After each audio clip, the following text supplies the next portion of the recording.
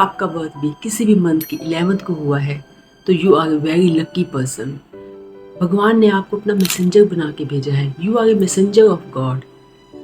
आप में intuition power इतनी स्ट्रांग है कि आपको आने वाली चीज़ों का आभास हो जाता है। ये बात अलग है कि आप उस पावर को यूज़ करते हो या नहीं। अगर आप उस इंट्यूशन को यूज़ करते हो तो आप अपना भी भला करते हो और दूसरों का भी भला करते हो।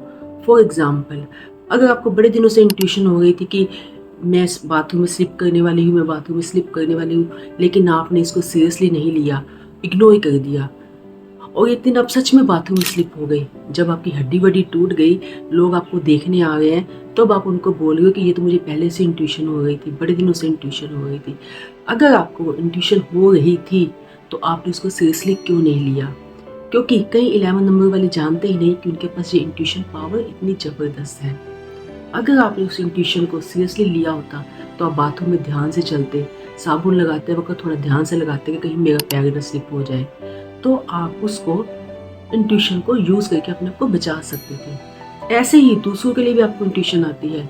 सपोज कोई बच्चा है, कोई आपका कज़न है, कोई रिलेटिव है, तो वो पढ़ाई में बड़ा डल है, 10th के बोर्ड के एग्ज़ाम्स आ गए हैं, उसका ध्यान म्यूज़िक में ही है, म्यूज़िक में वो बड़े अच्छे अच्छे कंपटीशन जीतता है, सिंगिंग में उसकी मास्टरी है, लेकिन घर वाले प्रेशराइज़ किए जा रहे हैं कि तुम पढ़ो पढ़ो पढ़ो, और आपको बार बार मन में ख्याल आ गया है कि सब इसको इतना प्रेशराइज़ करे जा रहे हैं, बच्चा झेल नहीं पा रहा, कहीं सुसाइड ना कर ले। तो आप अपनी इंट्यूशन को यूज़ करके उस बच्चे की लाइफ भी बचा सकते हैं। आप उस बच्चे के माइंड में डाल सकते हैं कि पढ़ाई सब कुछ नहीं होती, आप तो सिंगिंग में इतने अच्छे हो, आप सिंगिंग में नाम कमाओगे। उसके पेरेंट्स को समझा सकते हैं कि ये बच्चा सिंगिंग में अच्छा है, इसको इतना प्रेशराइज मत करो, जितने भी नंबर ले आएगा इनफ है। तो आप इस तरह से अपनी इंट्यूशन को यूज़ करके अपना भी भला कर सकते हैं और दूसरों का भी। अगर मैं नंबर 11 की बात करूं तो नंबर 11 किससे बनता है? 2 बार 1 आने से। और जो नंबर 1 है वो किसको डिनोट करता है? सूर्य देव को। और जिसके अभी नंबर 1 होता है, मैंने अपनी पिछली वीडियोस में बताया है कि बहुत ही ज़्यादा एनर्जेटिक होते हैं, एंथुसियाज्म से भरपूर, लीडरशिप क्वालिटीज, दूसरों को हेल्प करने की नेचर, और हमेशा पावर में रहना चाहते हैं। पावर में रह के ये दूसरों की हेल्प करते हैं। जैसे सन सबसे बड़ा पावरफुल प्लैनेट है और बिना मांगे सबको रोशनी दिया जाता है।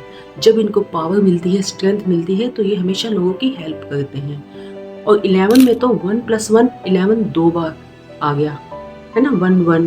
तो इसमें क्या हुआ, ये जितनी भी मैंने 1 नंबर की क्वालिटीज बताई है एकदम डबल हो गई।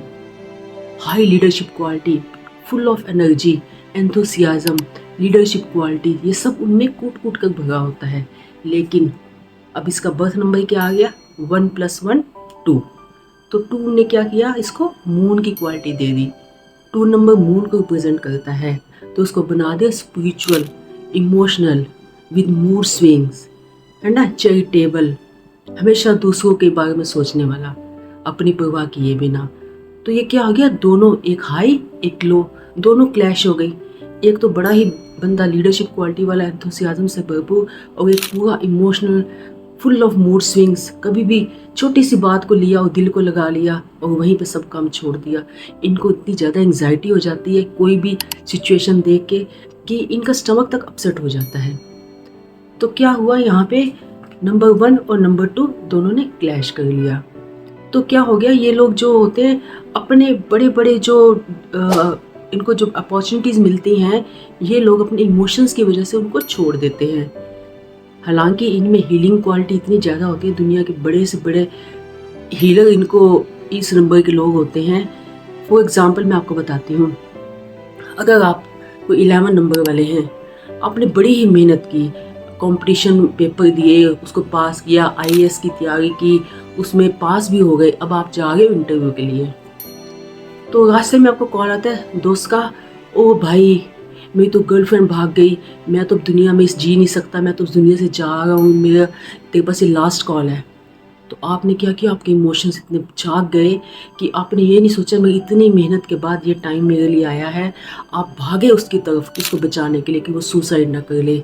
सब कुछ छोड़ के आपने अपना तब माइंड यूज़ नहीं किया कि मैं अब उसके पापा मम्मी को फ़ोन कर दूं, उसके फ्रेंड्स को फ़ोन कर दूं कि उसकी हेल्प करो, उसके पास रहो, उसका ध्यान रखो, वो भी इमोशंस में आया हुआ है। आपने सीधा बिना दिमाग यूज़ किए सीधा इमोशन से भरे हुए आप उसके पास भाग गए। तो ऐसे होते हैं 11 नंबर वाले लोग, इतनी बड़ी हाई अपॉर्चुनिटी को अपने छोटे छोटे इमोशंस की वजह से ख़त्म कर देते हैं, अपना भी नुकसान करते हैं, दूसरों का भी नुकसान करते हैं।